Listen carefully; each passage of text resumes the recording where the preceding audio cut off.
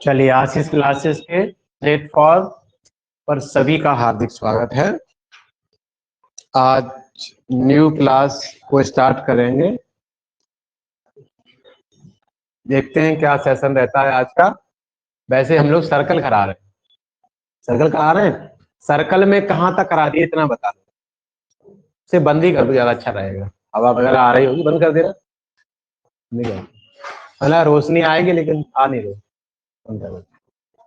चलिए हम सर्कल सीख रहे थे, तो सर्कल के बहुत सारे एस्पेक्ट हम उसमें पढ़ चुके हैं। आज बेसिकली हम लोग कहीं ना कहीं आज पैराबोला स्टार्ट करेंगे, लेकिन उससे पहले जो हमारी समस्याएं बनी हैं सर्कल में उनको सॉल्व करने का प्रयास करेंगे तब आगे। ठीक है लाला? तो बता दो सर्कल में कौन सी एक्सरसाइज थी। एक्सरसाइज 9 पॉइंट कौन सी थी? 11.1 सॉरी 11.1 में जो समस्याएं बन रही हो पहले उनको ड्राइव कराएंगे, फिर आगे बढ़ाएंगे। एनसीईआरटी क्लास 11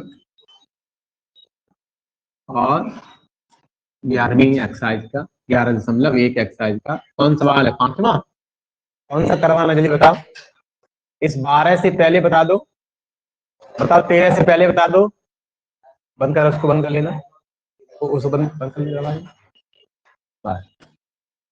आ जाइए 12वां सवाल पढ़े। अच्छा हाँ 13वां सवाल पढ़े। बिंदु 0,0 बिंदु 0,0 से होकर जाने वाले सारा। एक सेकंड रुकना।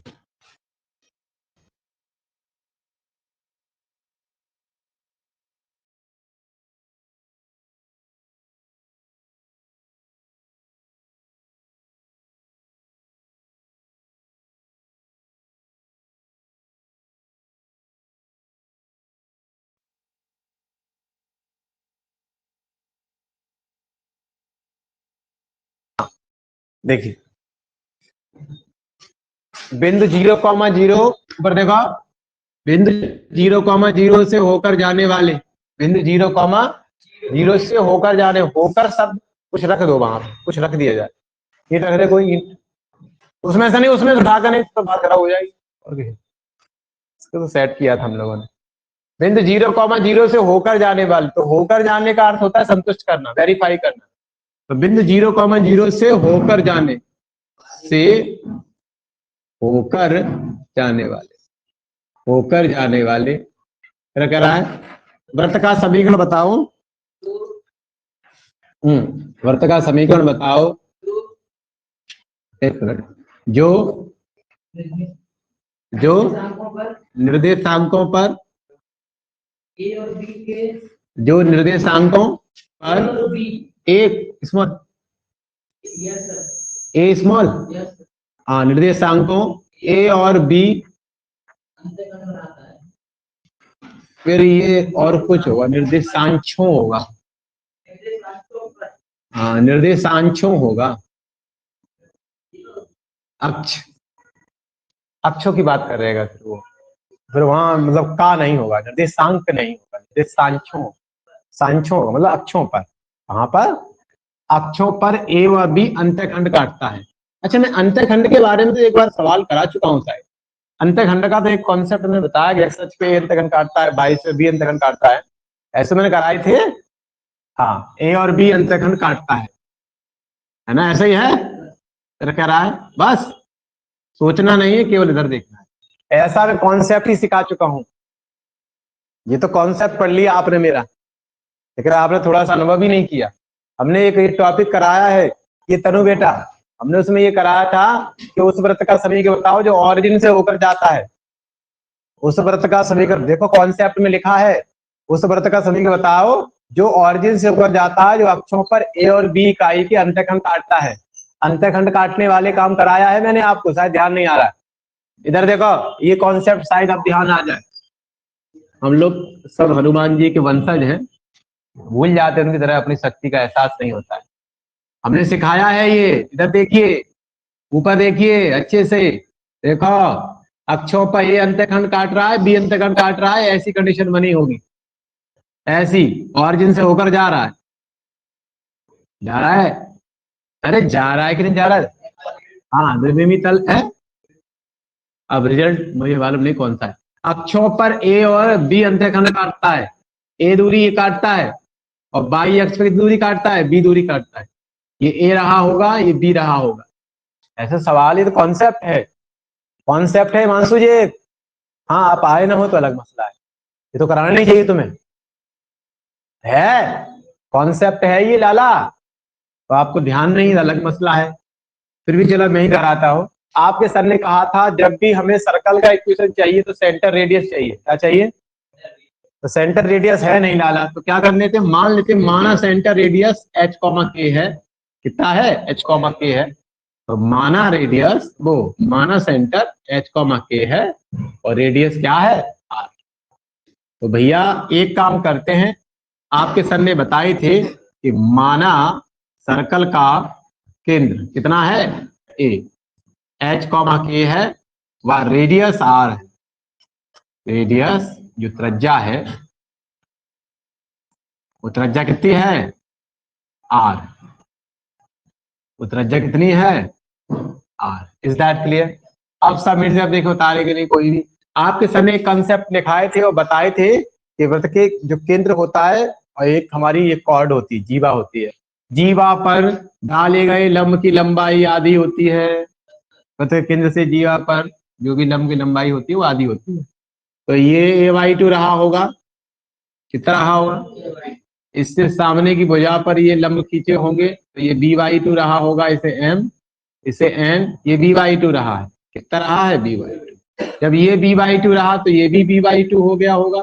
y अक्ष पे दूरी होती है b/2, x अक्ष पे दूरी h होती है। तो अपने आप जो बच्चा समझदार है, जो h का मान तो उसने बता दिया a/2 है और k का मान उसने बता दिया b/2। तो केंद्र अपने आप आ गए a/2 b/2। रख दिया अच्छे से रख दे कुछ। तो केंद्र कितने हो गए ये तय? पता है केंद्र कितने हो गए लाला? केंद्र हो गए a/2 b/2। ये कॉन्सेप्ट ही है यार, ये तो हमसे करवा ही रहे, पता नहीं क्यों करवा रहे, तुम्हें ध्यान ही नहीं, ये कॉन्सेप्ट है और ये तुमने कॉन्सेप्ट ही करा दिया है। अब तुम्हें एहसास हुआ होगा कि हमारे सर ये कराते कैसे।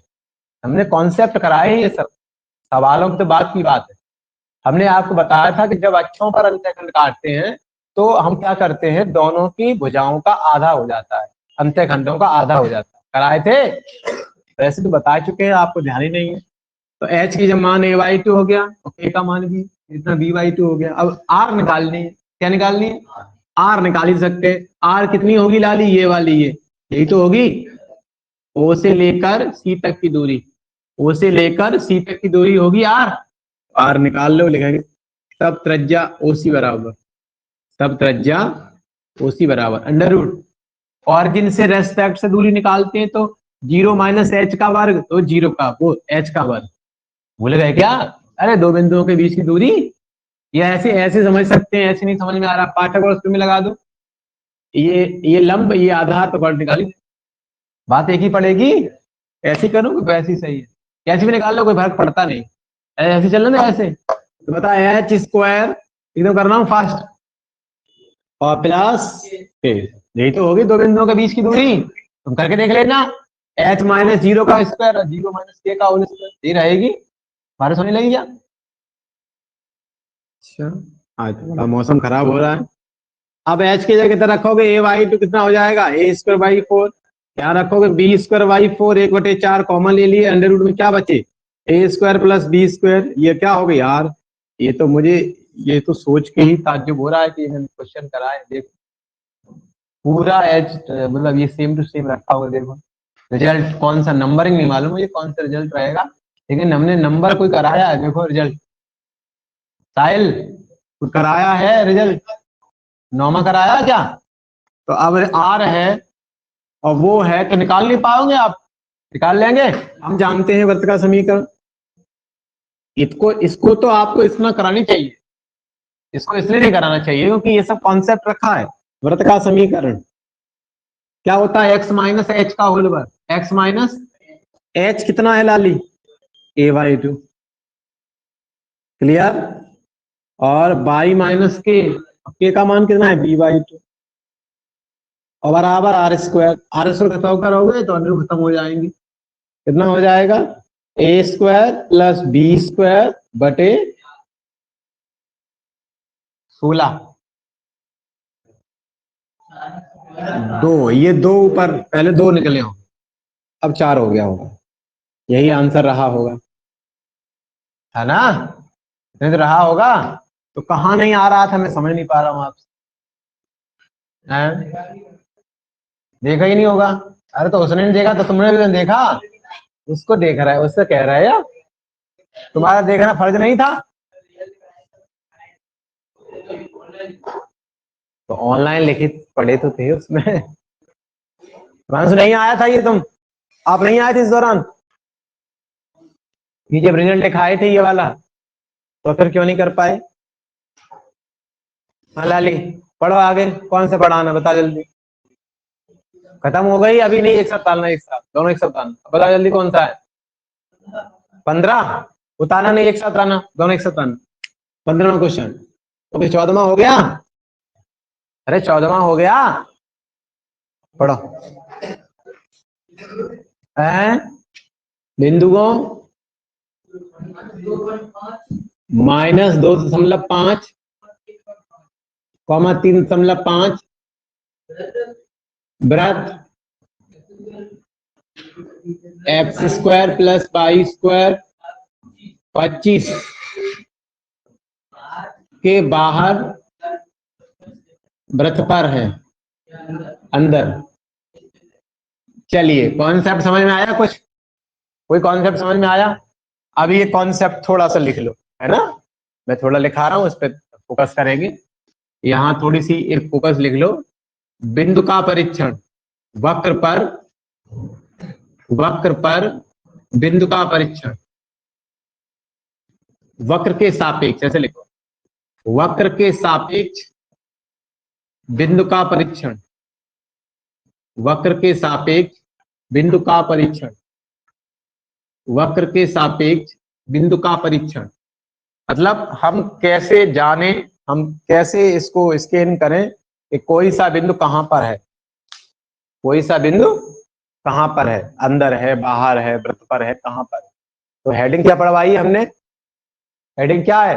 वक्र के सापेक्ष बिंदु का परीक्षण। कोई बिंदु कहां रखा है, अभी हम बता नहीं सकते कोई सा बिंदु अंदर है, बाहर है या वृत्त के ऊपर रखा है। तो आज हम ये बताने का प्रयास कर रहे हैं कि बिंदु कैसे मालूम पड़े कि बाहर है कि अंदर। ठीक है लाला? उसी चीज को थोड़ा स्कैनिंग करने का प्रयास कहेंगे। सर्वप्रथम पहले यहाँ देखें, सब लोग मेरी तरफ देखेंगे, उतारेगा नहीं कोई। ये कोई सर्कल है, अभी हमने वक्र इसलिए लिखाया क्योंकि अभी और भी बिंदु हो सकते हैं, और भी एरिया हो सकते हैं, और भी हम कह सकते हैं। अभी हमने आपको परवलय नहीं कराया, तो आगे जाले जो आगे आने वाला जो क्वेश्चन है उसमें वक्र की जगह परवलय भी हो सकता है, परवलय भी हो सकता है। तो हमने यहाँ एक ये कॉमन वर्ड दे दिया वक्र, इसके स्थान पर कुछ भी हो सकता है, वृत्त हो सकता है, परवलय हो सकता है, दीर्घवृत्त हो सकता है, अतिपरवलय हो सकता है, कुछ भी हो सकता है।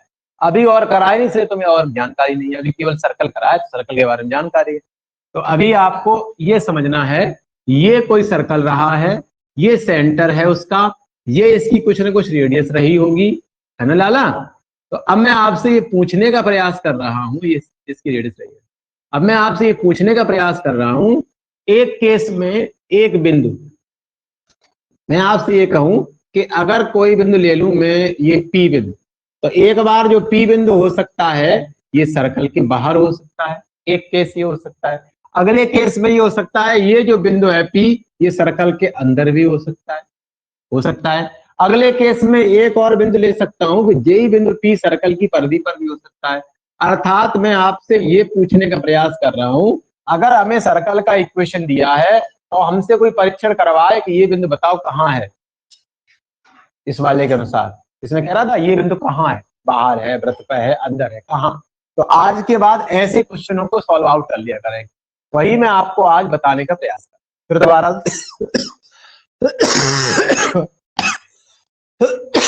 अच्छे समझाने का प्रयास कर रहा हूं। कोई बिंदु है वृत्त के बाहर होगा, अंदर होगा या उसके ऊपर होगा, ये कैसे निर्धारित करेंगे? इसको निर्धारित करने के लिए आसान फंडा है जो मैं आपको बताने का प्रयास कर रहा हूँ, उसी को आपको फोकस करना है, फॉलो करना है। देखेंगे सबसे पहले करना क्या है। हमने क्या कहा, जो बिंदु दिया है, जो बिंदु हमें परीक्षण करना है, जो बिंदु दिया है उसको समझने का प्रयास करना। जो बिंदु दिया है उसे उसे समीकरण में संतुष्ट कराएंगे। उसे समीकरण से क्या कराएंगे, उसे समीकरण से संतुष्ट कराएंगे, संतुष्ट कराते हैं। कुछ समझ में आया, कुछ समझ में आया। ये बिंदु दिया था, ये बिंदु दिया था, पूछ रहा था ये कहाँ है, तो हमें कुछ नहीं करना, इस बिंदु को समीकरण में रखना है। संतुष्ट मतलब रखना। अब मैथ की भाषा में हम बोल नहीं सकते रखना, इसलिए उसे क्या बोलेंगे, वेरीफाई कराएंगे, संतुष्ट कराएंगे। बात समझ में आई, फिर एक बार समझा रहा है। ये बिंदु देखना है कि अंदर है, बाहर है, कि इसके ऊपर है। तो सबसे पहली प्राथमिकता क्या रहेगी, इस बिंदु को इक्वेशन में संतुष्ट करा देंगे, इस बिंदु को सर्कल के इक्वेशन में वेरीफाई करा देंगे। Is that clear. अब अवलोकन करना है, अब देखना है, एनालाइज करना है। तो वही मैं लिखा दिया, जो बिंदु दिया है उसे क्या रहा है, हमारे समीकरण से संतुष्ट करा, संतुष्ट संतुष्ट कराने के बाद अब हमें ये देखना है कि ये पहला केस, जो LHS है, जो LHS है, अगर वो शून्य से बड़ी है, अगर वो LHS शून्य से बड़ी है, शून्य से बड़ी कौन सा समझते हो ना, पॉजिटिव है। LHS कैसी है, शून्य से बड़ी का हो या पॉजिटिव बातें गई। ऐसे केस में जो बिंदु होगा वो बाहर होगा, वो बिंदु कहां होगा, बाहर होगा। LHS का मान अगर शून्य से मतलब ऊपर है, एबव है, तो समझ जाना बिंदु कहां होगा, बाहर होगा। बाहर का मतलब इसके अंदर नहीं होगा, बाहर नहीं। ऐसे केस में ये वाले एक्सटीरियर पॉइंट होगा। Is that clear. अगले केस की बात करते हैं, अगले केस की बात करते हैं। LHS का अर्थ यह है कि जो भी हमारा कंप्लीट क्वेश्चन था इसको एक पक्ष में ले जाए, पूरे सवाल कौन ले चलेंगे, एक पक्ष में। तो एक पक्ष में ले चलेंगे तो ऐसा हो जाएगा x square plus y square minus के 25 बराबर 0। अब तो LHS समझ में आ गई। LHS कितनी है, x square plus y square minus 25। इसी x के स्थान में क्या रख देंगे, 2.5, y के स्थान में क्या रख देंगे, 3.5, और हम पूरे को सॉल्व करेंगे। सॉल्व करने के बाद देखेंगे कि LHS अगर कैसी आती, पॉजिटिव, शून्य से बड़ी, तो कह देना दिया हुआ बिंदु बाहर है। नहीं समझ में आई, दिया हुआ बिंदु कहाँ है लाला, दिया हुआ बिंदु बाहर होगा। एकदम क्लियर। एक केस ये भी हो सकता है। अब अगला केस ऐसा भी हो सकता है, केस सेकंड, यदि LHS का मान, अगर LHS का मान शून्य से छोटा है, मतलब माइनस का भी आ सकता है, इधर वाला पोर्शन का मान कैसा आ जाए, माइनस का। अगर LHS का मान, अगर LHS है ना, और LHS का मान अगर शून्य से माइनस आ गया, मान लो LHS का मान माइनस आ गया, तो कह देंगे दिया हुआ बिंदु कैसा है, वृत्त के अंदर है। तो बिंदु कैसा है, बिंदु अंदर है। क्लियर है, एकदम क्लियर है। एक और केस की बात करते हैं, केस थर्ड। अब तुम्हें एहसास हो गया हो कि आगे मैं क्या लिखने जा रहा हूं। शून्य, शून्य, शून्य के बराबर आ जाए, के बराबर आ जाए। इफ LHS का मान अगर शून्य के इक्वल ही आ जाए, ना बराबर, ना उससे कम, ना उससे अधिक, तो ऐसे केस में कह देंगे, ऐसे केस में कह देंगे बिंदु वृत्त की परिधि पर होगा। बिंदु कहाँ होगा, परिधि पर, इसी पर। सबको समझ में आ गई, सबको समझ में आ गई। कहाँ होगा, कह रहा है परिधि पर होगा, बिंदु परिधि पर होगा। मुझे ऐसा लगता है कि आज हम लोगों ने बेहतर से ये समझ लिया कि कोई सी आकृति हो उसमें बिंदु का परीक्षण करना हो कि वो अंदर है, बाहर है, कहाँ है, तो हमें ज्यादा सोचना नहीं है। पूरी आकृति के पूरे इक्वेशन को एक पक्ष में लाना है, पूरे इक्वेशन को एक पक्ष में लाना है, उसी पक्ष में बिंदुओं को वेरीफाई करा देना, एक्स की जगह भुज रखने हैं, वाई की जगह कोट रखना है, और देखना इनमें से कौन सी बात है, और देखना इनमें से ये बात है तो बाहर है, ये बात है तो अंदर है, ये बात है तो वृत्त के ऊपर है। Is that clear. उदाहरण के तौर पर उसी वाले सवाल को ले लो, इस वाले क्वेश्चन को ले लेते हैं, इसी वाले को।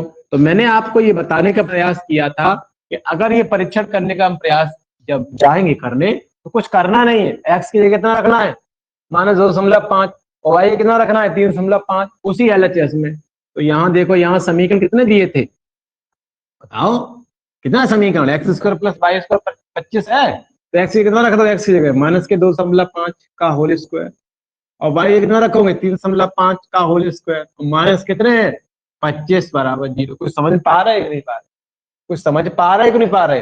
तो अभी शून्य को लिखेंगे नहीं, केवल हमने LHS को लिखा है। काय को लिखा है लाला, अब -2.5, माइनस का वर्ग तो प्लस होगा, 25 का 625 होता है, लेकिन 25 है, होगा नहीं, कितना हो जाएगा 6.25 कितने आ जाएगा, एग्री हो।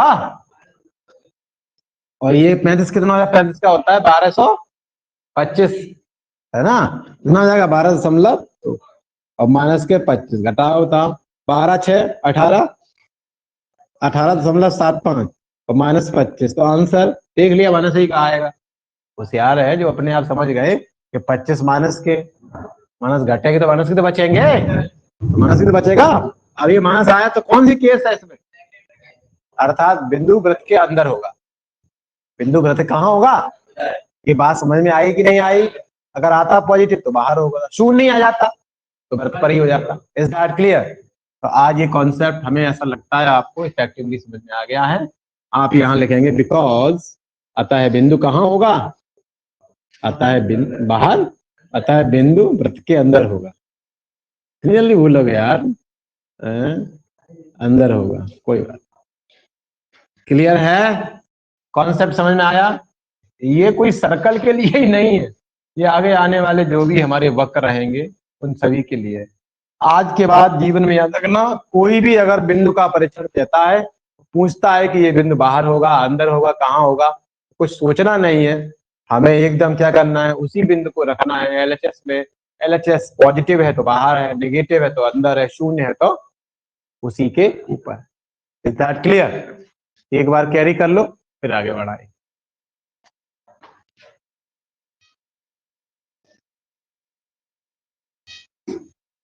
आ जाइए सब लोग।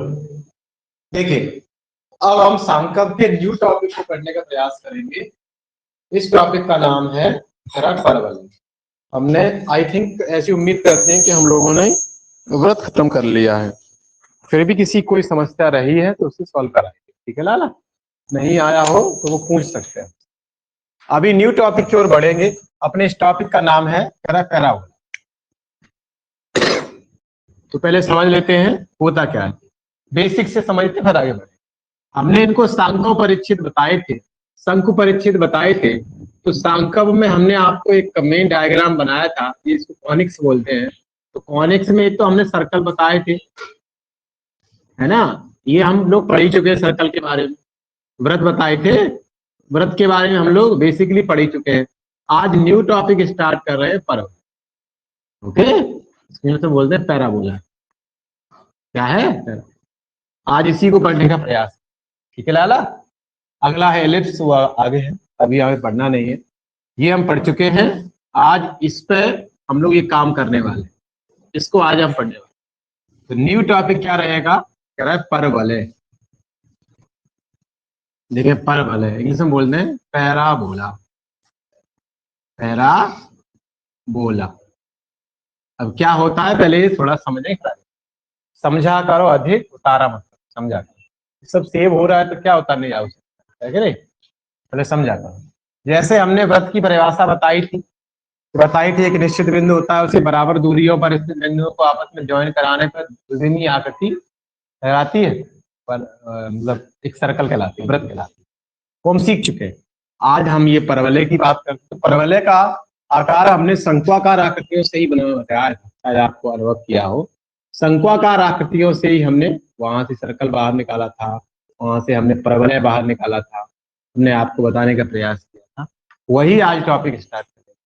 तो हेडिंग रहेगी हमसे हमारी परिभाषा, परवलय की परिभाषा, है ना। पहले समझेंगे तब आगे। नॉर्मली अगर हम समझाएं, सामान्य रूप से समझाएं, तो अपने बच्चों को ऐसे समझा सकते हैं, वैसे इसको कंसीडर नहीं करना, इस परिभाषा को हमें कंसीडर नहीं करना, ऐड इंक्लूड नहीं करना। क्यों नहीं करना, क्योंकि ये प्रैक्टिकल ही नहीं है, वैसे ही थोड़े से व्यवहार का है। व्यवहार मतलब तुम्हें समझ में आया, है ना, प्रैक्टिकली नहीं है ना। प्रैक्टिकली क्यों नहीं है, क्योंकि एग्जैक्ट नहीं। चलो समझ लेते हैं। ऊपर देखो, ये जो स्ट्रक्चर है, ये एक परवलय को डिफाइन करता है। ये जो स्ट्रक्चर इतना इतना हटा दिया, ये जो स्ट्रक्चर है एक परवलय को डिफाइन करता है। तो अब हम ऐसे कह सकते हैं, जो हमारे सर्कल्स थे उनको कुछ हिस्सों में डिवाइड कर रहे हैं, कुछ हिस्सों में बांट रहे हैं। अभी हमने ऐसे हिस्सों में बांट दिया, तो एक हिस्सा ऐसा बना, एक बना, एक हिस्सा ऐसा बना, ऐसे बने। अभी हमने ऊपर वाले हिस्सों में बांट दिया ऐसे वाले में, तो एक हिस्सा ऐसा बना, एक हिस्सा ऐसा बना। ये कहीं ना कहीं हम कह सकते हैं कि ये कहीं ना कहीं परवलय बनाते हैं। अब ये परवलय बनाएंगे कैसे, इनको हमें परिभाषा के द्वारा पढ़ना। ये थोड़ी सी व्यवहारिकता की बात है, समझाना है कि परवलय ऐसे बने हों। तो मैंने आपको आज बताने का इतना प्रयास किया कि जो परवलय है वो कहीं ना कहीं ये कर्व है, ये वक्र है, सब क्या है, वक्र। इनको हम लोग वक्र ही कहते हैं, ठीक है। आगे जाकर और स्पष्ट हो जाएगा। अभी हम लोग इसकी परिभाषा पे बात करते हैं। तो पहले देख लेते हैं परिभाषा क्या बनी। लिखेंगे एक ऐसी आकृति, एक ऐसी आकृति, लिख रहा है, एक ऐसी आकृति इसमें एक निश्चित बिंदु से, एक निश्चित बिंदु से और एक इसको हम लोग गतिशील बिंदु भी बोल सकते हैं। और एक, आज तो पानी बहुत तेज हो रहा है, बारिश हो रही है। और एक स्थिर बिंदु से गतिशील बिंदु और स्थिर रेखा तक की दूरी, और स्थिर रेखा तक की दूरी सदैव बराबर प्राप्त होती है, सदैव बराबर प्राप्त होती है। तब प्राप्त वक्र परवलय होता है। तब प्राप्त वक्र परवलय होता है।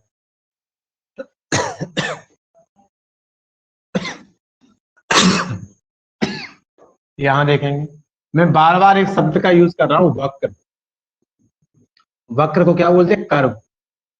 वो वाली कर्व नहीं जो हम लोग समझ, ठीक है। मतलब वक्र का मतलब आकृति है ना, जो वक्राकार भाग होती है। वक्र का मतलब होता है टेढ़ा मेढ़ा, तो क्या बोलते हैं, टेढ़ा मेढ़ा, ठीक है। ऐसे टेढ़ा, जैसे कर्व, वो वाली कर्व की बात नहीं कर रहा मैं, कर्व की बात कर रहा हूँ, ठीक है। तो वक्र की आकृति पहले समझ लेते, इसकी परिभाषा मैंने लिखा ही क्या, दोबारा से रिकॉल कर देता समझ में।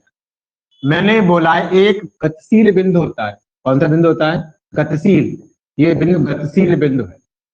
कौन सा बिंदु है, गतिशील। इसका अर्थ क्या होता है, गतिशील बिंदु का मतलब क्या है, तो बता सकता है गतिशील बिंदु का मतलब क्या है, मोशन पॉइंट है।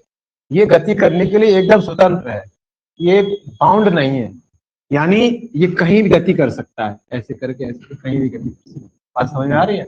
ये गतिशील बिंदु से एक स्थिर बिंदु होता है। कौन सा बिंदु होता है, मैंने लिखा है, इसे परिभाषा होता है। एक स्थिर बिंदु होता है, स्थिर बिंदु, फिर समझने का प्रयास करना।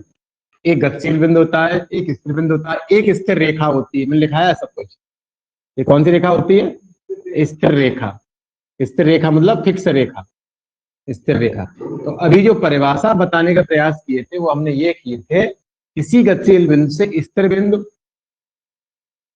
और स्थिर रेखा, है ना, इस दौरान तक की जो दूरियां होती हैं वो आपस में बराबर होती है। इस दौरान जो हमें वक्र प्राप्त होता है वो हमारा क्या है, परवलय है। फिर एक बार परिभाषा बताने का प्रयास करो दोबारा से। किसी गतिशील बिंदु से स्थिर बिंदु और स्थिर रेखा तक की दूरियां आपस में कैसी होती, बराबर। इस दौरान जो वक्र प्राप्त होता है वो परवलय होता है। एकदम क्लियर।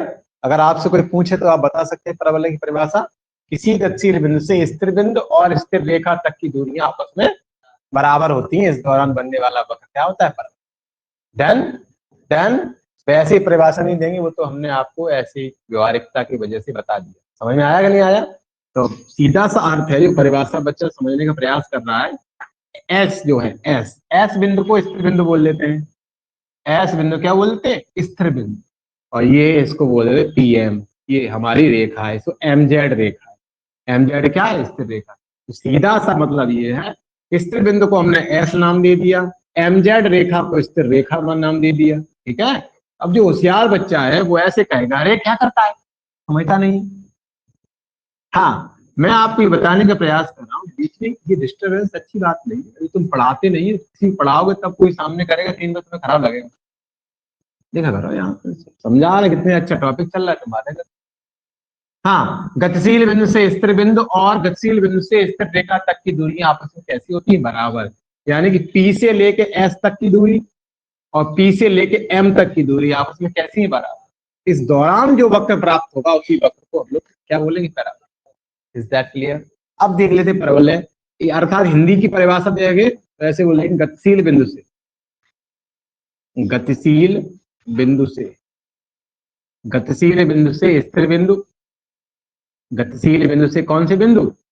स्थिर बिंदु, और गतिशील बिंदु से, गतिशील बिंदु से स्थिर रेखा, गतिशील बिंदु से स्थिर रेखा है ना, तक की दूरियां, रेखा तक की दूरियां आपस में कैसी होती हैं? उन्होंने बराबर लिख दिया।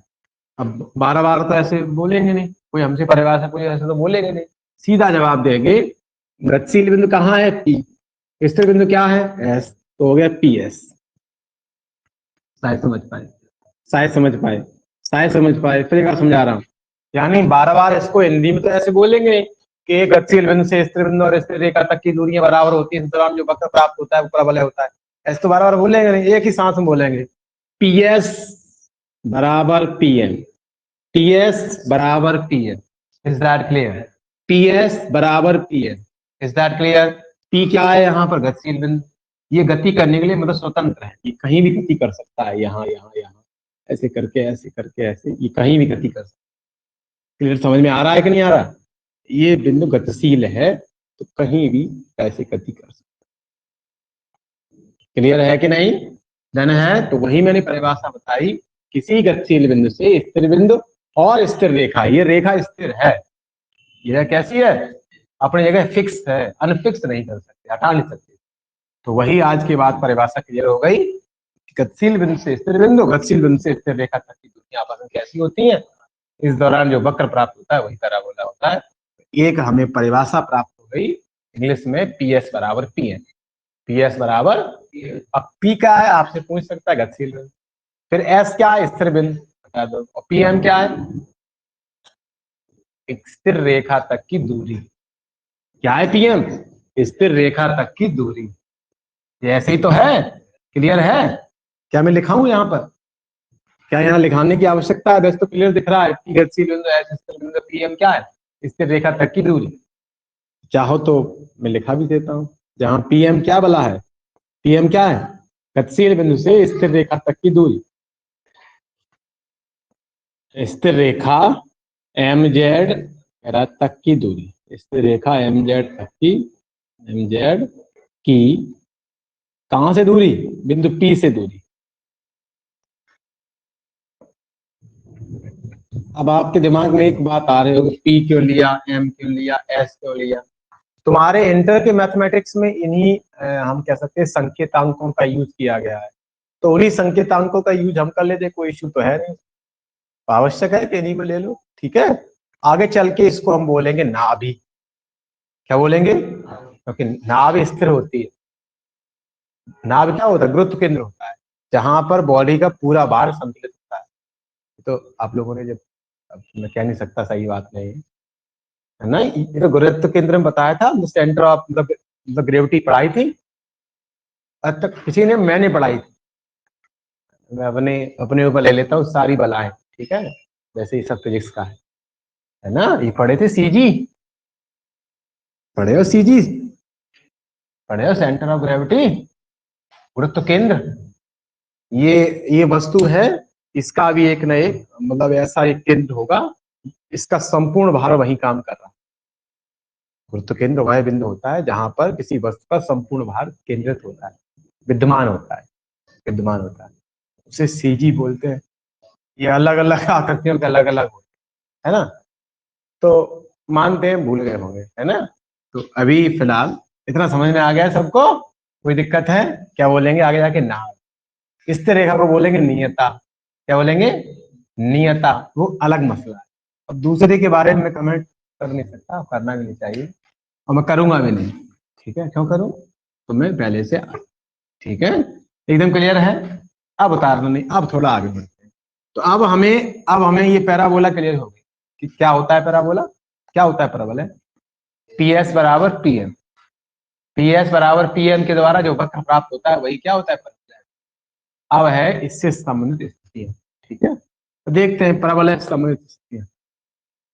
तो परवलय से संबंधित 157, परवलय से संबंधित स्थितियां, महत्वपूर्ण लिख लो, महत्वपूर्ण भी लिख लो, महत्वपूर्ण स्थितियां, परवलय से संबंधित महत्वपूर्ण स्थितियां। देखो पहली स्थिति की बात करते हैं, और पहली बात करते हैं गतिशील बिंदु। कौन सा बिंदु, गतिशील बिंदु, मोशन पॉइंट, मोशन पॉइंट, कौन सा पॉइंट, मोशन पॉइंट। मोशन का मतलब है ये आगे पीछे घूम सकता है, रिजिड नहीं। एक शब्द होता है रिजिड, ये सब फिजिक्स के वर्ड हैं, पढ़े होगा। रिजिड क्या होता है, दृढ़, जो अपनी एक बिंदु के सापेक्ष कोई गति को अस्वीकार करता है। अस्वीकार मतलब नॉन एक्सेप्ट, मतलब गति नहीं करता कुल मिला के बात। हाँ घुमा कर आए, कहाँ बात समझ में आई, ये तो आपने पढ़ा होगा, मतलब दृढ़ बिंदु। चलिए फिलहाल फिर दोबारा, क्योंकि फिजिक्स और मैथ एक दूसरे के अपर रूप है, याद रखना। अब वही है कि सही नहीं है, कहीं ऐसा तो लग रहा है मैं फिजिक्स की कोई कटाक्ष कर रहा हूं। फिजिक्स अध्याय मैथ से बड़ा है, मैथ उसकी छोटी बहन है फिजिक्स की। कौन बड़ा है, रियली। अब कायदा तो ये है कि मैं मैथ पढ़ाता हूँ तो मुझे मैथ की तारीफ करनी चाहिए, क्योंकि हर आदमी अपने सब्जेक्ट की तारीफ करता है, सामने वाले को कमतर आंकता है, मतलब कमतर मतलब उसे कम आंकता है, लेकिन जो सच्चाई है मैं वो बयां करता हूँ। इसलिए मैं कह रहा हूँ फिजिक्स इससे बड़ी, ये मैथ जो है फिजिक्स की छोटी बहन है, समझे। अब अब मैं ऐसा नहीं कह सकता कि मैं मैथ पढ़ाता हूँ तो नहीं मैथ बड़ा है, ये नहीं कह सकता। हकीकत है, हकीकत सामने ला, ठीक है, अलग मसला है। गतिशील मोशन इसे बोलते हैं, मूवेबल, मूवेबल, मूव कर सकता है। कौन कर सकता है, मूव शब्द तो सुना है, मूव, मूव शब्द सुना है कि नहीं सुना, लाला, मूव नहीं सुना, मूव। ये मैं गलत तो नहीं पूछ रहा था तुम लोगों से कहीं फिजिक्स के अच्छी चक्कर में, ये सब फिजिक्स के वर्ड तो है। मूव करना, मूव, मूव मतलब गतिशील होना, गति उसको प्रदान कर दे। चलिए छोड़ देते हैं इसे, क्या बोलते हैं, मूवेबल पॉइंट्स।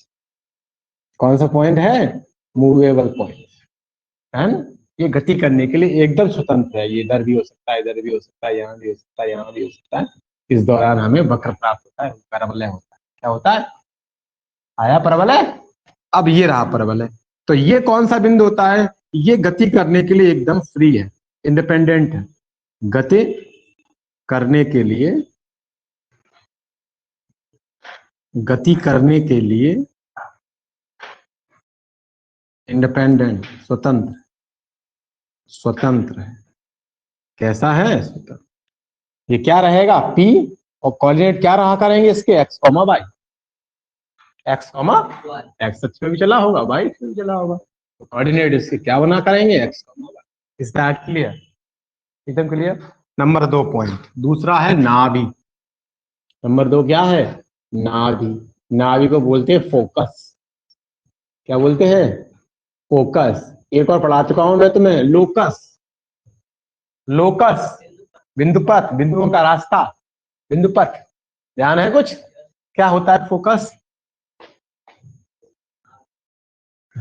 ये सब मत सिखाओ।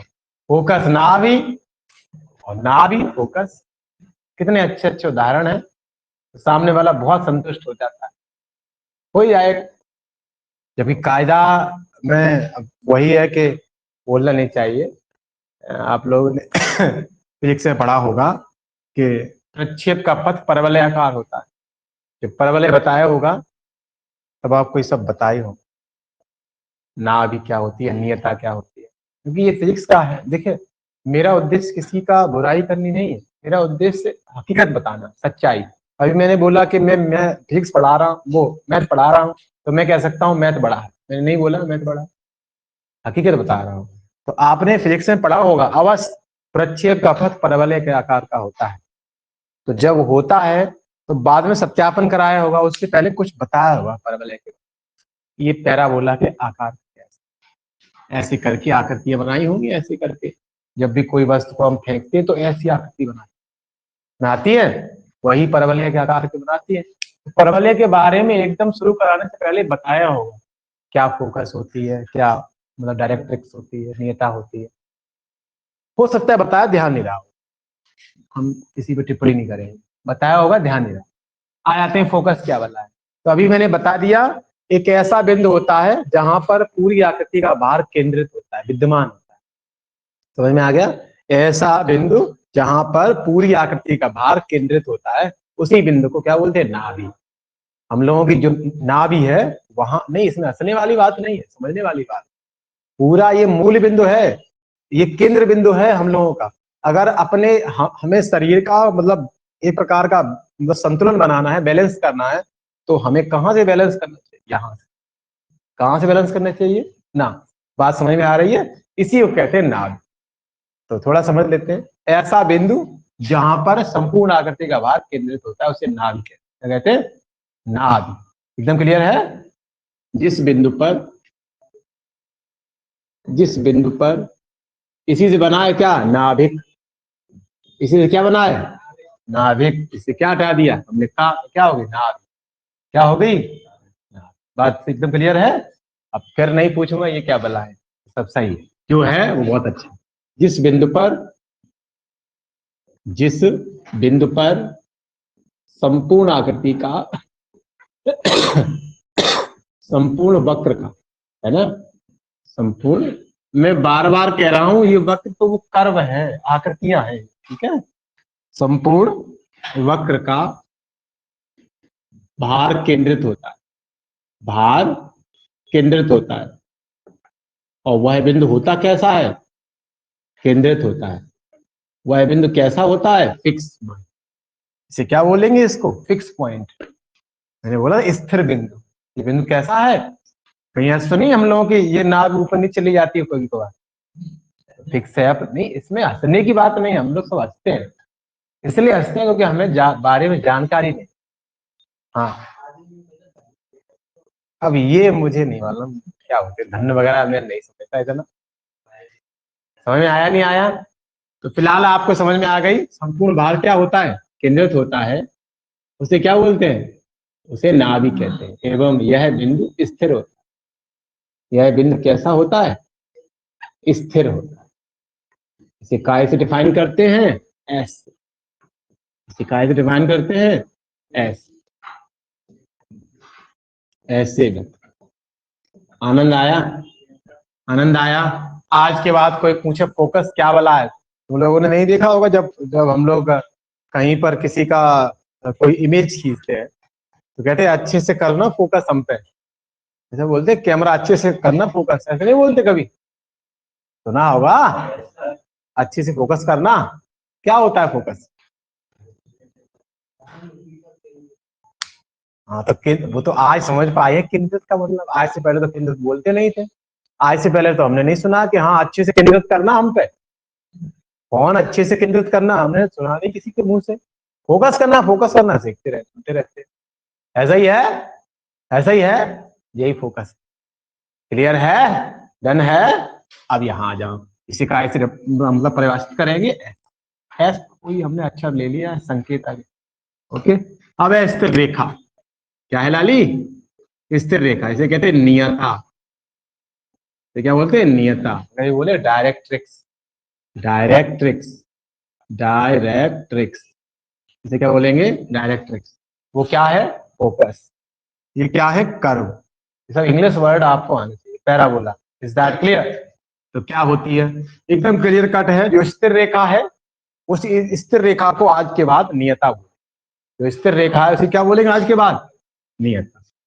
तो बोलेंगे परवलय पर, काय पर, कह रहा है परवलय पर स्थिर रेखा, कह रहा है परवलय पर स्थिर रेखा कौन कहलाती है? नियता कहलाती है। नियता कहलाती है। नियता कहलाती है। इसका समीकरण ये क्या होगी, इसे mz बोला जाए, क्या बोलेंगे mz। यहाँ नियता क्या है, यहाँ नियता mz क्या है, mz। Is that clear, is that clear. आगे बढ़ते हैं नंबर 4।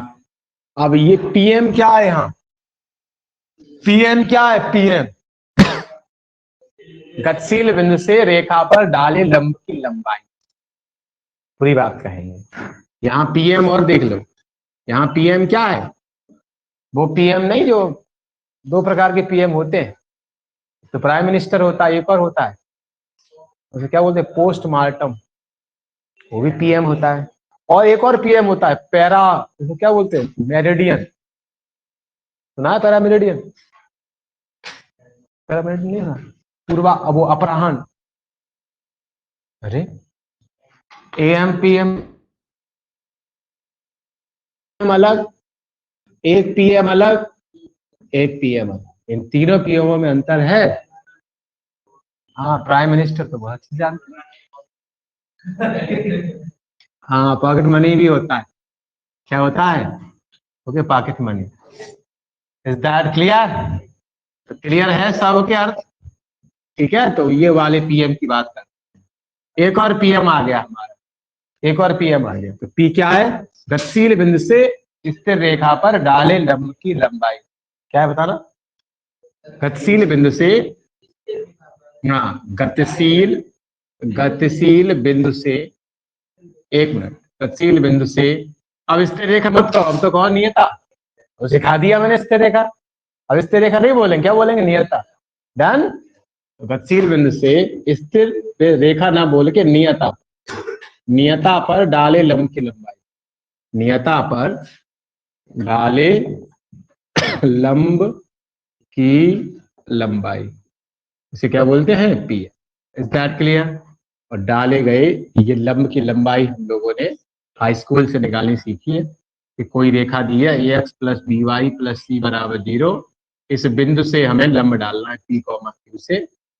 अब कैसे निकालते थे परपेंडिकुलर का मान, परपेंडिकुलर का मान कैसे निकालते थे, डाले लंब की लंबाई कैसे निकालते थे, रेखा बटे अंडर रूट एक्स के गुणांक का वर्ग, रेखा बटे अंडर रूट एक्स के गुणांक का वर्ग और बाई के गुणांक का वर्ग, ये निकालते हैं रेखा पर डाले गए लंब की लंबाई। क्या होती है, रेखा पर डाले गए लंब की लंबाई, कोई रेखा होगी इस बिंदु से लंब की लंबाई निकालेंगे तो रेखा लिख लेंगे और नीचे उसके एक्स के गुणांक का वर्ग कर देंगे और प्लस बाई के गुणांक का वर्ग। बात समझ में आई कि नहीं आई, एग्जाम्पल के फॉर्म में समझ लो।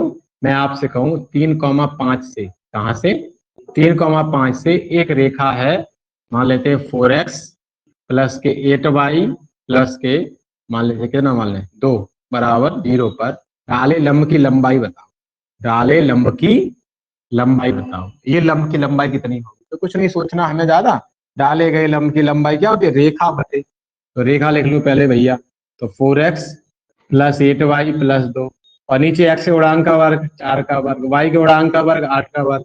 अब ये बिंदु से डाल रहे हैं 3,5 से डाल रहे हैं, कहां से डाल रहे हैं, तो बिंदु 3,5 से, तो x की जगह 3 रखेंगे, y की जगह 5 रखेंगे, इसी में तो कितना हो जाएगा 4 into 3 plus 8 into 5 plus 2 over यहाँ कितना हो जाएगा 16 और 64, सॉल्व कर लेंगे, जो लंब की लंबाई आएगी वही हमारा आंसर। क्लियर, सबको समझ में आया, सबको समझ में आया। आज हमने बेसिकली आज आपको पैराबोला बताया है। अब जो बच्चे क्लियर आ रहे होंगे उनको तो मालूम होगा, है ना, वही मैंने परवलय के बारे में बता दिए कि एक ऐसी आकृति, इसमें स्थिर रेखा होती है, स्थिर बिंदु होता है, और एक कौन सा, मतलब ये हमारा एक गतिशील बिंदु होता है, गतिशील बिंदु से स्थिर रेखा और गतिशील बिंदु से स्थिर रेखा तक की दूरियां आपस में बराबर होती हैं, इस दौरान मिलने वाला वक्र परवलय होता है। परवलय का गतिशील बिंदु क्या होता है, स्थिर बिंदु क्या होता है, ये हम क्लियर कराते हैं। इन्हीं शब्दों के साथ आज की क्लास वाइंड अप करते हैं। बहुत बहुत धन्यवाद, थैंक यू।